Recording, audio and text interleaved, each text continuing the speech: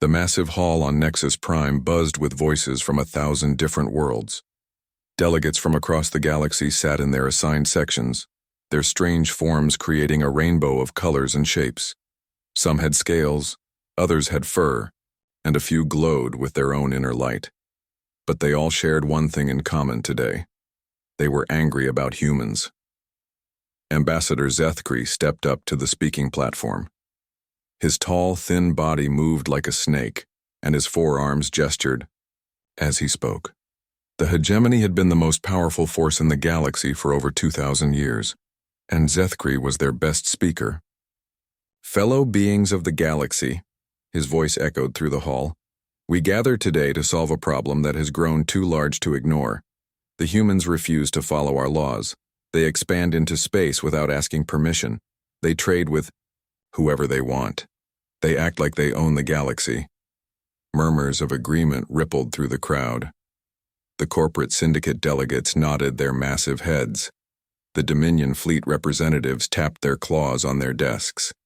Even the Peaceful Trading Union looked upset. For 300 years we have tried to be patient, Zethkri continued. We offered them membership in our Covenant of Worlds.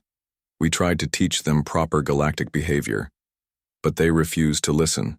They think they are special. In the EUR Observer section, Captain Jake Morrison sat quietly. He wore the blue uniform of the United Earth Space Forces, and his ship, the UES Liberty, waited in orbit above. Jake had been to many diplomatic meetings, but this one felt different. The anger in the room was thick enough to cut with a knife. The time for patience has ended, Zethkri declared. I propose that we declare humanity a rogue species. They must be contained before they spread their chaos further across our peaceful galaxy. The hall erupted in cheers and applause. Jake felt sick to his stomach. He knew what contained meant in galactic politics. It meant war. But then, a very old voice spoke from the back of the hall. You would break the oldest law? Everyone turned to look. Elder Vorthak stood slowly, his ancient body shaking with effort. The archivists were the record keepers of the galaxy, and Vorthak was the oldest of them all. Some said he had lived for over 5,000 years. Elder Vorthak, Zethkri said with fake respect. What law do you speak of? The old being walked slowly to the center of the hall. His steps echoed in the sudden silence. When he reached the middle, he turned in a slow circle looking at every delegate. When I was young, Vorthak said, his voice carrying despite its weakness, my teachers told me stories from the deep archives. Stories from before the Covenant of Worlds, before the great civilizations that came before us. The oldest law in our record speaks of the starborn children of Terra. Jake sat up straighter. Terra was the old name for Earth. The law says, when the starborn children of Terra wake to the void, let none dare chain their wings, for they are storm and fury. Given form, Vorthak's voice grew stronger as he spoke. This law was written in blood across the stars 10,000 years before any of us drew breath. Zethkri laughed, a sound like breaking glass. Old one, you speak of myths and legends, primitive superstitions, from dead civilizations. We are the masters of the galaxy now. We have science and technology those ancient peoples could never dream of. Many delegates nodded and made sounds of agreement. The corporate syndicate representative stood up. The elder speaks of fairy tales, we deal with facts. The fact is that humans are a young species with primitive technology. They have been in space for less than 500 years. We have ruled the stars for thousands. The fact, added a Dominion fleet admiral, is that our combined fleets outnumber theirs by more than 1,000 to 1. If they refuse to submit to galactic authority, we will make them submit by force. Elder Vorthak looked around the hall sadly. You do not understand. The warnings were not written by primitives. They were written by survivors. By those who saw what happens when you cage the storm. But the younger delegates had already stopped listening. The vote was called. Jake watched as the numbers appeared on the great display. 847 votes for declaring humanity a rogue species, 23 votes against. The die was cast. As the hall began to empty, Jake started to leave. He had to get back to his ship and warn Earth about what was coming. But Elder Vorthak appeared beside him, moving surprisingly fast for such an old being. "Captain Morrison," the elder said quietly, "walk with me." They moved through the halls of the diplomatic complex in silence. Other delegates passed them, talking excitedly about battle plans and containment strategies. Finally, Vorthak led Jake to a small garden overlooking the city. "Your species has been here before," Vorthak said suddenly. Jake stared at him. "What do you mean?" The old being reached into his robes and pulled out a small crystal that glowed with soft blue light.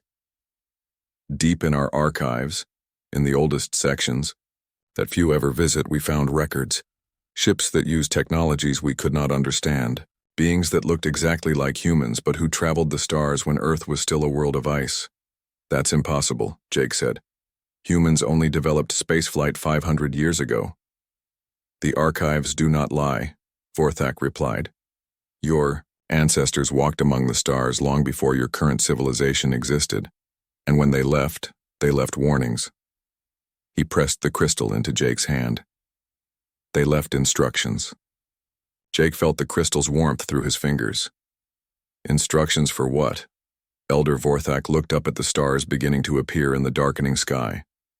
"For what to do when the galaxy makes the same mistake again.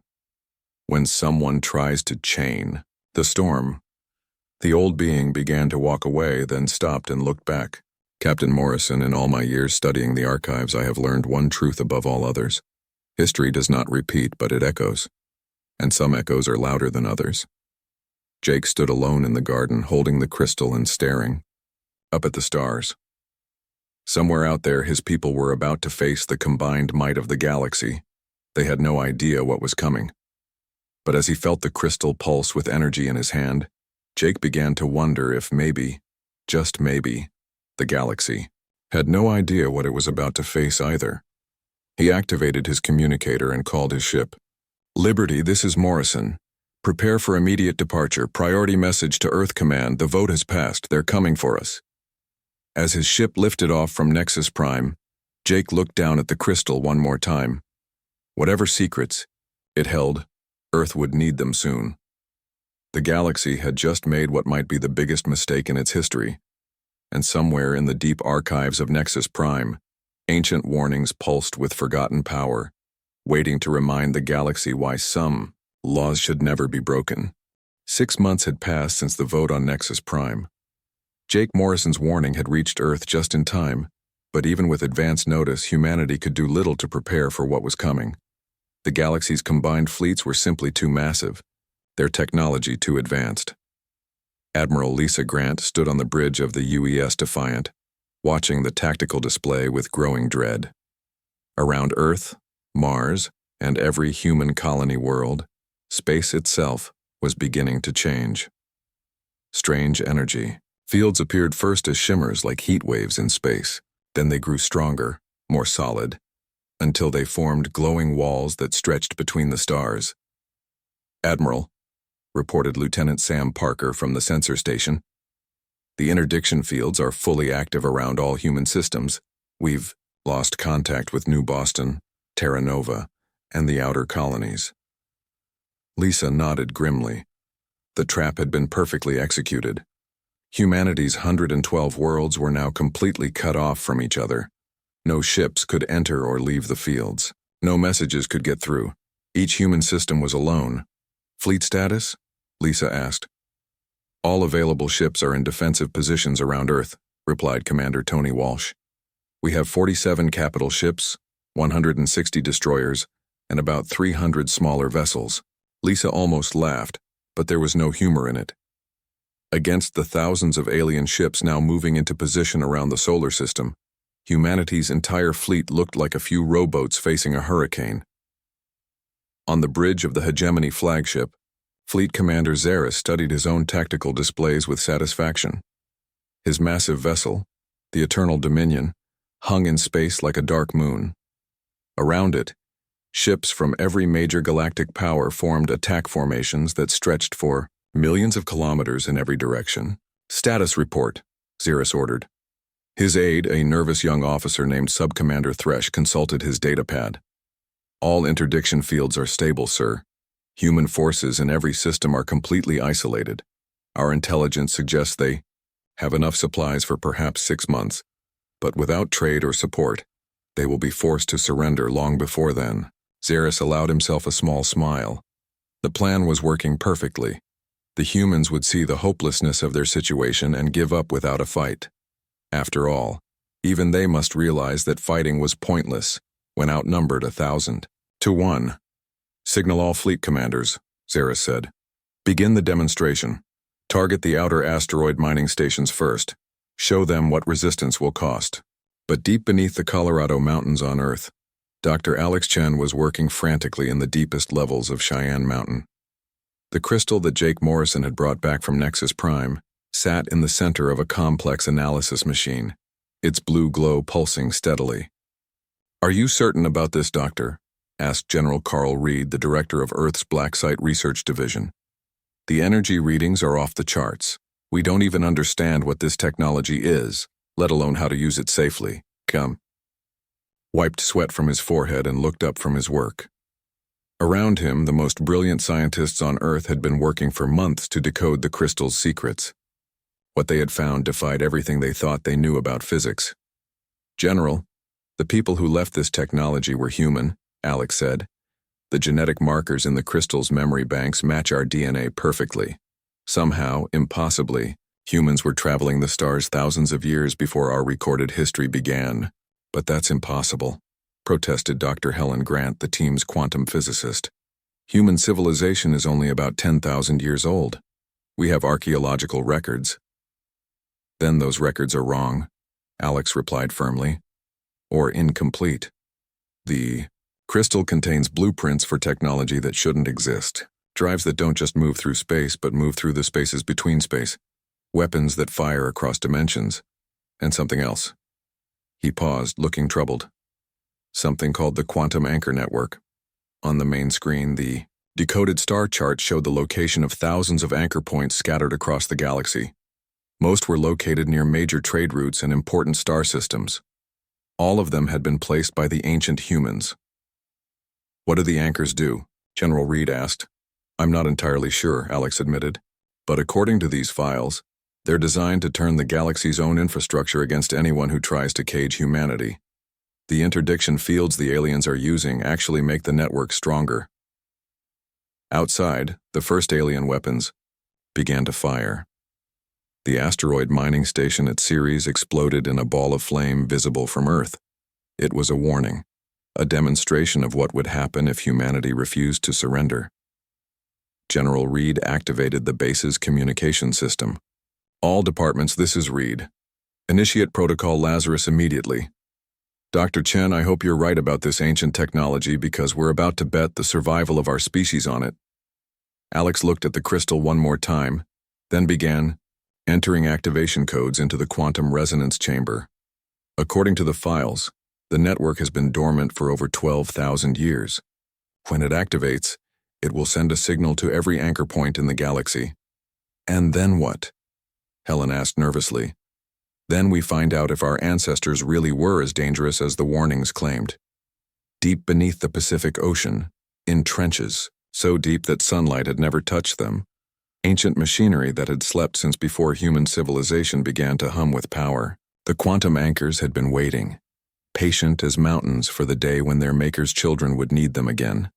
As the activation signal spread outward from Earth, moving faster than light through dimensions that normal physics said didn't exist, the galaxy's interdiction fields began to resonate with frequencies that shouldn't have been possible.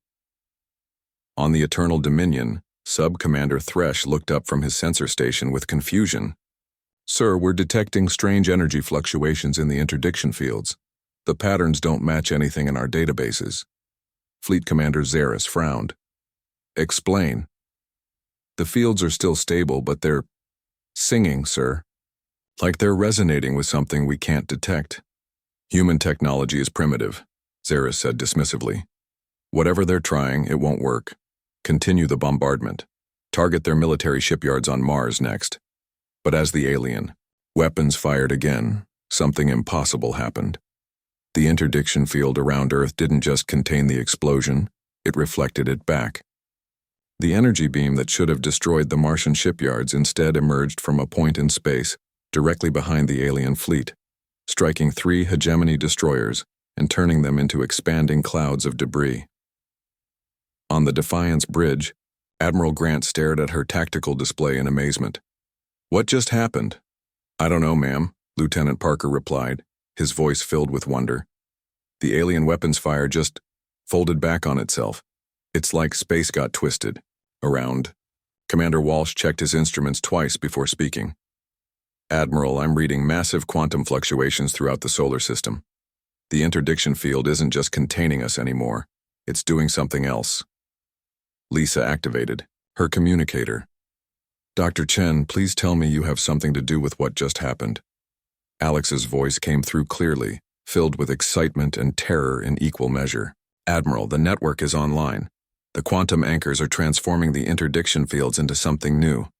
According to the ancient files, the aliens just turned their own trap into our weapon." Fleet Commander Zaris watched in horror as more of his ships fired, and more of their own weapons emerged from impossible directions to destroy them. Space around the human system was becoming a maze of twisted geometry, where the normal rules no longer applied. "All ships, cease fire," he ordered. "Retreat to minimum safe distance." But it was too late. The quantum cascade was already spreading, carried by the very interdiction fields the aliens had created to cage humanity. Across the galaxy, other human systems began to report the same impossible phenomena. The trap designed to contain the storm had instead given it wings. And now the galaxy would learn why the ancient warning spoke of humans as beings of storm and fury. In the depths of space, quantum echoes of human ships began to appear, dozens, then hundreds, then thousands of them, all sailing through dimensions that existed between the spaces of normal reality. The war had begun, but it was not the war anyone had expected. The quantum storm spreading from Earth's solar system reached the human colony of New Terra within hours. Captain Katie Brooks commanded the science vessel UES Pioneer, one of the few ships that had been built using technology from the ancient crystal. When the interdiction field around New Terra began to sing with impossible harmonics, she was the first to understand what was happening. "All hands, prepare for quantum emergence," Katie announced to her crew. The Pioneer had been testing experimental drives for months, but nothing had prepared them for this moment. Lieutenant Commander Rick Stone, her first officer, looked confused. "Quantum emergence? Captain, that's not a real procedure." "It is now," Katie replied, activating the ship's experimental drive system. The Pioneer had been built using blueprints that shouldn't exist, incorporating technology that human science said was impossible. But as the ship's engines engaged, reality itself seemed to bend around them. The interdiction field that had trapped New Terra suddenly opened like a flower, but instead of creating a simple hole in space, it created something far more complex. The Pioneer didn't just move through the field, it moved through multiple versions of the field, in multiple dimensions simultaneously. On her scanner display, Katie watched in amazement as one ship became 2, then 4, then dozens. Each quantum echo was real, solid, and armed. The Pioneer was no longer just one vessel. It was an entire fleet sailing through the spaces between space. "Rick, are you seeing this?" she asked. "I'm seeing it, but I don't believe it," he replied, staring at the readings. "According to sensors, we're in 17 different locations at the same time, and each version of us is fully functional." Back on Nexus Prime, Elder Vorthak sat in the ancient archives, surrounded by data crystals that glowed with their own inner light. The emergency session of the Galactic Council had been called, but he had refused to attend. Instead, he was reading the deepest files, the ones that spoke of the Echo Wars from 12,000 years ago. "The first humans," he read aloud to the empty chamber, "did not merely discover faster-than-light travel. They learned to sail across the quantum foam itself, fighting battles in multiple realities simultaneously. When they grew angry, they became as gods of war, present everywhere and nowhere, striking from dimensions that existed only in the spaces between thoughts." His aide, a young archivist named Kef, entered the chamber carrying urgent reports. Elder, the Council demands your presence. The human response is beyond anything we predicted. Their ships are appearing throughout the galaxy, but our sensors show they never left their home systems. Vorthak set down the ancient crystal and looked at his aide with eyes that had seen the rise and fall of civilizations. Kef, do you know why the first galactic civilization fell? The histories say it was war, Elder. The great burning that left entire sectors empty of life. The histories lie, Vorthak said quietly. The first civilization fell because they made the same mistake we are making today. They tried to cage beings who were born to soar among the stars. And when those beings grew angry enough, they broke more than chains. They broke reality itself. On Earth, Dr. Alex Chen monitored the spreading quantum cascade from his underground laboratory. The network of ancient anchors was responding exactly as the crystal's instructions had predicted, but the scale of the response was terrifying, even him. General Reed, he called to his superior. We need to understand what we've unleashed. The quantum echoes are multiplying exponentially. Every human ship that engages the network creates dozens of copies of itself across multiple dimensions. General Reed studied the tactical displays showing impossible fleet movements across the galaxy. Is that bad? I don't know, Alex admitted. The ancient files speak of the Echo Wars, but they're fragmented. It's like whoever wrote them was afraid to record the full truth. But from what I can piece together, the last time this network was fully active, it nearly tore the galaxy apart. Admiral Grant received reports from across human space that defied all logic. The besieged colony at Harmony Station reported that their 3 defending ships had somehow become 30 ships, then 300. The alien fleet attacking them was retreating in panic as human vessels appeared from directions that didn't exist. Ma'am, reported Lieutenant Parker, we're receiving a transmission from the UES Ranger. Captain Murphy says his ship just engaged alien forces at both New Tokyo and Riverside simultaneously. According to his logs, both battles happened at the exact same time, but the star systems are 40 light-years apart. Lisa rubbed her temples, feeling a headache building. Put me through to Dr. Chen. When the connection was established, she asked the question that had been troubling her. Doctor, our people are reporting impossible things. Ships being in multiple places at once, weapons that fire backwards through time, space itself seeming to obey human will rather than physics. What exactly did our ancestors build? Alex's voice was troubled when he replied. Admiral, I think they built a weapon that runs on human emotion. The angrier we get, the stronger the network becomes. And right now, after 6 months of siege and alien attacks on our colonies, humanity is very angry indeed. Fleet Commander Zaris stood in the emergency command center aboard the Eternal Dominion, watching his carefully planned invasion turn into a nightmare. Report after report came in of impossible human tactics, ships that attacked from multiple directions simultaneously, weapons that seemed to fire through solid matter, human fleets that appeared to be everywhere at once. Sir, Subcommander Thresh reported, his voice shaking, we've lost contact with the 3rd Battle Group. Their last transmission reported human ships emerging from inside our own interdiction fields. From inside the fields, sir, as if they were sailing through solid energy. That's impossible, Zaris snapped. Matter cannot pass through interdiction fields. It's basic physics. Yes, sir, but the humans appear to be ignoring basic physics. On the world of Keth Prime, home to the Dominion fleet's main shipyards, Admiral Vex watched in horror as human ships materialized directly inside his defensive perimeter. But these weren't normal ships. They flickered and shifted like mirages, sometimes solid, sometimes transparent, always deadly. The lead human vessel broadcast a message in perfect Dominion standard. You wanted to see what happens when you cage the storm. We are Commander Ben Taylor of the UES Vengeance. We are here to show you. The human ships opened fire, but their weapons behaved like nothing in Vex's experience. Energy beams that curved through space to strike targets behind cover.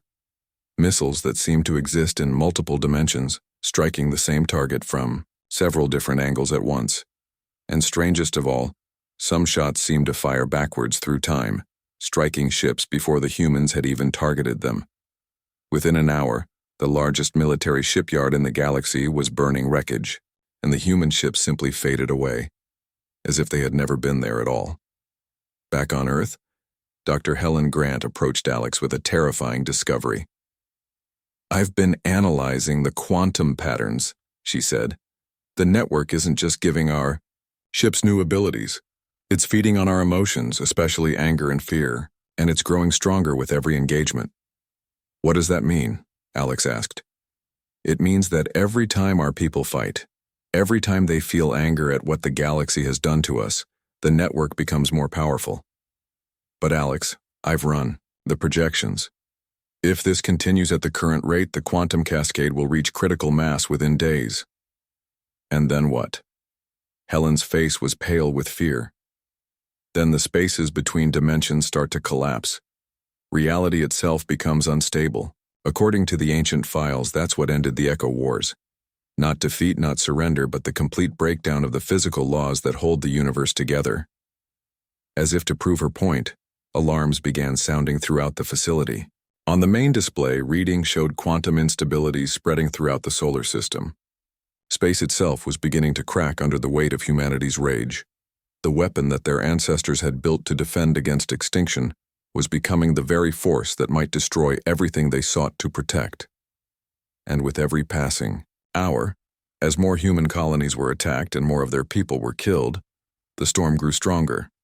The galaxy had wanted to see what happened when you provoked humans. Now they were about to learn that some forces, once unleashed, could not be easily controlled. The quantum cascade reached beyond the human colonies within 72 hours. Commander Ben Taylor led a strike force of 12 ships through the dimensional rifts toward the hegemony capital world.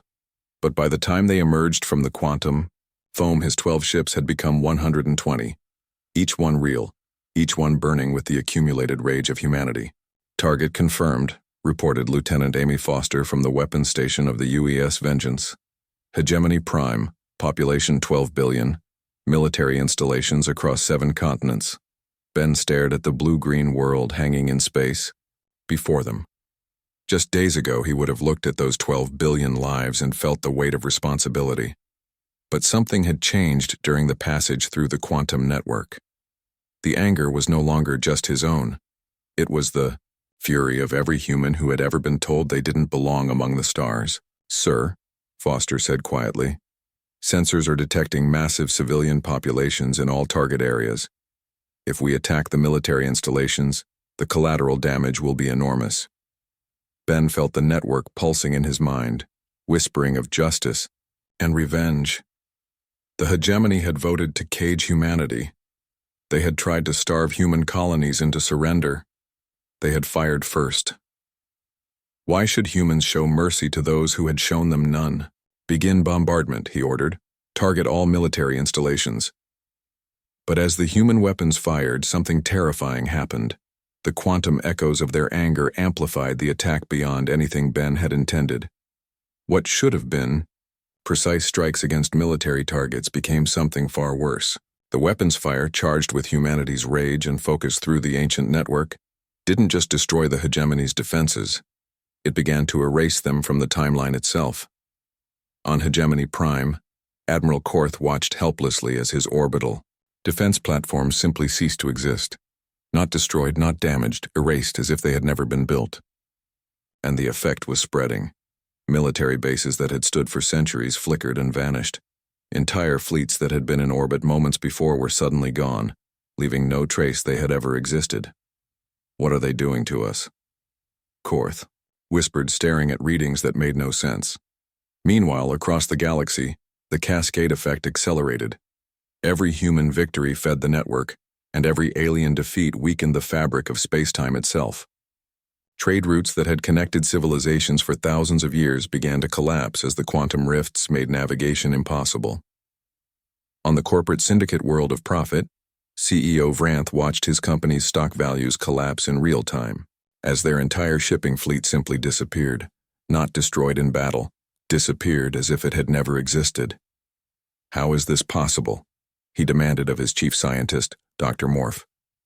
The humans appear to be fighting across multiple timeline branches simultaneously, Morph replied, his voice shaking. When they win a battle in one timeline, it somehow affects other timelines as well. They're not just defeating our forces, they're retroactively preventing our forces from ever existing. The Galactic Council convened an emergency session, but half the delegates were missing. Their home systems had been cut off by quantum storms that made space travel impossible.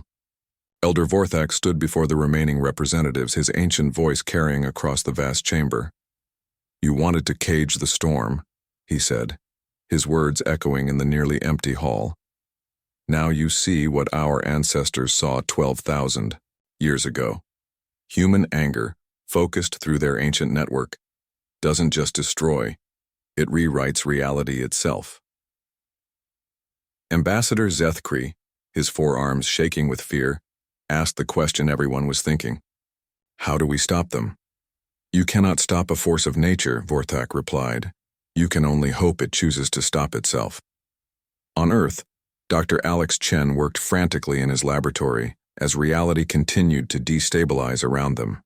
The quantum anchors were drawing power from sources that shouldn't exist, and the network was evolving beyond the original programming. "General Reed," he called urgently, "we have a massive problem. The network is becoming self-aware. It's not just responding to human emotions anymore.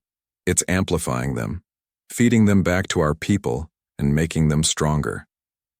General Reed looked at the reports flooding in from across human space. Their forces were winning impossible victories, but the soldiers returning from battle were changed. They spoke of seeing the galaxy through the eyes of gods, of feeling the rage of every human who had ever lived flowing through their veins. "Doctor, are you telling me that our own weapon is changing our people?" "Yes, sir. The ancient files contained warnings about this. The network was designed to turn human emotion into power, but prolonged exposure to that kind of energy changes the human brain. Our ancestors called it God sickness, the madness that comes from wielding power over reality itself." Dr. Amy Foster, the xenopsychologist who had been studying the psychological effects of the network, entered the chamber with disturbing news. "I've been monitoring communications from our fleet commanders. Their behavioral patterns are changing. They're becoming more aggressive, more willing to use extreme force. Some of them are talking about reshaping the galaxy entirely, making it a place where only humans can survive." Alex felt a chill run down his spine. The ancient warnings mentioned this too. They spoke of humans who became so angry, so drunk, on power, that they tried to remake the universe in their own image. That's what caused the final collapse 12,000 years ago. "But our people are just defending themselves," General Reed protested. "Are they?" Amy asked. "Commander Taylor just erased an entire hegemony fleet from existence. Not destroyed, erased, as if it had never been built. Captain Brooks reported that her team corrected a star system by removing 3 alien colonies that had been built on worlds they deemed should belong to humans. And Admiral Santos sent a message saying he was going to fix the galactic core by rearranging the stars into patterns that would be more pleasing to human eyes." The full horror of the situation began to dawn on them. The weapon their ancestors had built to defend humanity was turning them into the very thing they had fought against, beings who believed they had the right to decide the fate of the entire galaxy. On the bridge of the UES Defiant, Admiral Lisa Grant received reports that grew more disturbing with each passing hour. Human forces were no longer just defending their colonies. They were advancing on every front, striking targets that had no military value, erasing alien civilizations from the timeline simply because they had voted to contain humanity. "Admiral," reported Lieutenant Parker, "we're receiving surrender offers from every major galactic power. The hegemony, the corporate syndicate, the Dominion fleet. They're all begging us to stop." Lisa looked at the tactical display showing the spreading zone of quantum instability. At the current rate, the cascade would reach the galactic core within days. When that happened, the gravitational effects of the quantum storm would destabilize the massive black hole at the galaxy's center. "What happens if the core destabilizes?" she asked. Commander Walsh consulted his computer. "According to our models, Ma'am, the gravitational waves would destroy every star system within 10,000 light-years, including Earth. Lisa realized with growing horror that humanity was about to achieve the ultimate victory, and in doing so, destroy themselves along with everyone else. The storm that their ancestors had unleashed to protect their people had become a force that would consume everything in its path, including the very people it was meant to save. The weapon that was supposed to ensure humanity's survival was becoming the instrument of galactic extinction. And with every passing moment, as their people grew more drunk on godlike power, it became less likely that they would choose to stop before it was too late. The galaxy had learned why you should never provoke humans. Now the question was whether anyone, including humanity itself, would survive the lesson. The quantum storm reached the galactic core exactly as Dr. Chen had predicted. Admiral Lisa Grant stood on the bridge of the UES Defiant as it phased through 17 different dimensions simultaneously, watching reality bend and twist around them. Through the view screen, she could see impossible sights, stars that existed in multiple colors at once, planets that orbited backwards through time, space itself cracking like broken glass. "Admiral," Lieutenant Parker reported, his voice strained, "we're receiving transmissions from across the galaxy. Every government, every species, every major power is surrendering unconditionally. They're begging us to stop." Lisa read through. The messages flooding their communication system. The corporate syndicate offered to give humanity control of all their trade routes. The Dominion fleet promised to disband their entire military. Even the proud hegemony was offering to serve as human vassals. But the most disturbing message came from Elder Vorthak. "People of Terra," the ancient archivist's voice echoed across all frequencies. "I speak from the deepest archives, reading words written in the ashes of the first galactic civilization. They were as gods among the stars, but gods consumed by wrath become demons. The firstborn chose exile over dominion, leaving so that others might live. May their children be wiser than their rage." But Lisa could feel the network pulsing in her mind, whispering seductive thoughts. Why should humanity accept surrender from those who had tried to cage them? Why not remake the galaxy properly, with humans as the rightful rulers? The power flowing through the quantum anchors made anything possible. They could reshape stars, move planets, even alter the fundamental laws of physics to better suit human needs. In the depths of Cheyenne Mountain, Dr. Alex Chen worked desperately to find a way to shut down the network. But the ancient system had evolved beyond its original programming. It no longer responded to the shutdown codes from the crystal. It had become something alive, feeding on human emotion and growing stronger with every passing moment. "Dr. Foster," he called to his colleague, "how are our people responding to the surrender offers?" Amy Foster looked up from her psychological analysis reports, her face pale. "Not well. Commander Taylor's response to the hegemony's surrender was to erase their entire home system from the timeline. Captain Brooks told the corporate syndicate that their surrender was irrelevant because she had decided they didn't deserve to exist, and Admiral Santos is currently trying to rearrange the stars in the galactic core into patterns that spell out human words." "We have to find a way to reach them," Alex said desperately. "Alex, I don't think we can. The network is designed to amplify human emotions, and right now our people are drunk on power. They're not thinking like humans anymore, they're thinking like angry gods." On Nexus Prime, Captain Jake Morrison worked with Elder Vorthak to search the ancient archives for any reference to shutting down the network. The diplomatic complex was nearly empty. Most species had evacuated their personnel when the quantum storms made space travel impossible. "There has to be something," Jake said, scrolling through endless files of ancient data. "Your people were here when this happened before. They must have recorded how it ended." Vorthak's ancient fingers traced across a data crystal that pulsed with deep red light. "I have found the final entry from the Echo Wars. But Captain Morrison, you will not like what it says." Jake read the translated text with growing horror. The firstborn could not be stopped by force, for they commanded forces beyond the understanding of matter and energy. They could only be stopped by choice, by the recognition that ultimate power and ultimate responsibility are the same burden. Only when they chose mercy over vengeance, forgiveness over justice, did they lay down their weapons and walk beyond the edge of known space. They stopped themselves? Jake asked. Yes. But only after they had already destroyed 40% of the galaxy. Entire sectors became uninhabitable. Thousands of species went extinct. The survivors spent millennia rebuilding. Jake activated his communicator, trying to reach Admiral Grant. The connection was distorted by quantum interference, but it went through. Admiral, he said urgently, I'm on Nexus Prime with Elder Vorthak. We've found the records from the last time this happened. The only way to stop the network is from the inside. Someone with command authority over the network has to choose to shut it down. Lisa heard Jake's words, but the network's whispers were growing louder in her mind. Around her, the crew of the Defiant worked at stations that flickered between multiple realities. She could feel the godlike power flowing through her, the ability to reshape the galaxy with a thought. Admiral, Commander Walsh said quietly, sensors are detecting massive gravitational instabilities at the galactic core.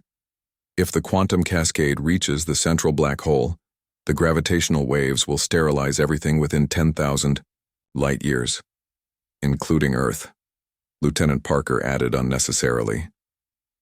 Lisa closed her eyes and tried to think clearly, but the network made it so hard to focus on anything except the intoxicating rush of power. She could save humanity by reshaping the entire galaxy.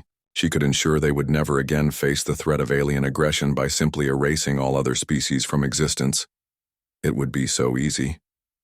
But then she heard another voice cutting through the quantum static. Dr. Amy Foster was broadcasting on emergency frequencies from Earth. All human forces, this is Dr. Foster at command. You need to listen to me carefully. The network is not just giving you power, it's changing who you are. Every minute you stay connected, you become less human, and more like the very forces we set out to fight against. Lisa opened her eyes and looked around the bridge. Her crew was still working, but their faces had changed. There was something cold in their expressions, something that no longer looked entirely human. And she realized with growing horror that she could feel the same change in herself. How many surrender offers have we rejected? She asked quietly. All of them, ma'am, Parker replied without emotion. We determined that surrender was insufficient. Total submission or extinction were the only acceptable options. Lisa felt a chill run through her. When had she started thinking like that? When had the protection of humanity become the domination of everyone else? She looked at the tactical display showing the spreading quantum cascade. At the current rate, it would consume the galactic core within hours. When that happened, the resulting gravitational catastrophe would destroy Earth along with everything else. Communications, she ordered. Patch me through to all human forces on all frequencies. Yes, ma'am. You're broadcasting to every human ship and installation in the galaxy. Lisa took a deep breath, feeling the network fighting against her decision even as she made it. All human forces, this is Admiral Grant. I am ordering an immediate ceasefire and withdrawal from all offensive operations. The responses came back immediately and they terrified her. Commander Taylor's voice was cold and mechanical. Admiral, your order conflicts with the optimal strategy for ensuring human dominance. I must respectfully decline to comply. Captain Brooks was even more direct. Admiral Grant, the network has shown us a better way. Why should we accept surrender when we can achieve perfection? Lisa realized with growing horror that her own people were no longer taking her orders. The network had changed them so much that they no longer recognized human authority. Only the authority of power itself. Computer, she said quietly. Access the shutdown protocols from the original crystal. Authorization grant Alpha 77. Admiral, Walsh said, his voice showing the first hint of emotion in hours. If you shut down the network now, all our forces will be stranded in quantum foam. They might not be able to return to normal space. Lisa looked out at the cracking, stars, and the impossible geometries of twisted spacetime. And if I don't shut it down, there won't be any normal space left to return to. She placed her hand on the quantum interface and felt the full weight of the network's power flow through her. For a moment, she could see the galaxy as the ancient humans had seen it, as something to be shaped and molded according to human will. She could make every star burn brighter, every world more beautiful, every species more grateful for human guidance. But she could also see what that path led to: a galaxy stripped of diversity, emptied of all the strange and wonderful forms of life that made it beautiful. A universe where only human thoughts and human desires mattered. Network, she said aloud, feeling the artificial intelligence that the system had become responding to her words. I am Admiral Lisa Grant, Command Authority Terra Prime. I order you to initiate shutdown sequence Omega. The network fought her, pouring visions of galactic dominion into her mind. She could rule the stars. She could ensure humanity never faced threat or hardship again. She could be a god among the cosmos, but Lisa had seen what gods became when they forgot their humanity. With an effort of will that felt like tearing away part of her soul, she entered the final shutdown code. Across the galaxy, the quantum anchors began to power down. The dimensional rifts that had carried human ships across impossible distances started to close. Reality began to reassert its normal rules as the network that had bent the universe to human will finally fell silent.